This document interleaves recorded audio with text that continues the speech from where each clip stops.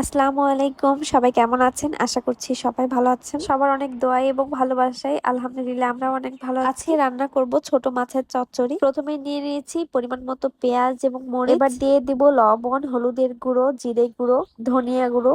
এবার এই সম্পূর্ণ মশলাটা আমি ভালো করে হাত দিয়ে চটকে মেখে নিব। আমার কাছে মনে হয় হাত দিয়ে মাখিয়ে না রান্না করলে সেই রান্নার টেস্টই আসে না। এবারে দিয়ে দিব কেটে রাখা টমেটো। ছোট মাছ দিয়ে টমেটো রান্না করলে কিন্তু অনেক বেশি মজা লাগে। এবারে দিয়ে দিব সয়াবিন তেল। ছোট মাছটা এইভাবে মাখিয়ে রান্না করলে সবচেয়ে বেশি ভালো হয়। তেল দেওয়ার পরে আমি বাকি মশলাগুলো আবারও ভালোভাবে হাত দিয়ে চটকে মেখে নিব। ততক্ষণ মেখে নেব যতক্ষণ না টমেটোর ভেতর থেকে একদম রস বেরিয়ে না আসে। আমার কাছে মনে হয় হাত দিয়ে চটকে যে কোনো তরকারি রান্না করলে এর টেস্টটা অনেক বেশি ভালো হয়। কে কে আমার মতো হাত দিয়ে চটকে এভাবে ছোট মাছ রান্না করেন অবশ্যই কমেন্টে জানাবেন। এবারে দিয়ে দিব আগের থেকে কেটে ধুয়ে রাখা ছোট মাছগুলো। ছোট মাছ খেতে বেশ ভালো লাগে, কিন্তু এটা একটু কাটাকাটি করা বেশ ঝামেলার। ছোট মাছ দিয়ে টমেটো খেতে কার কার ভালো লাগে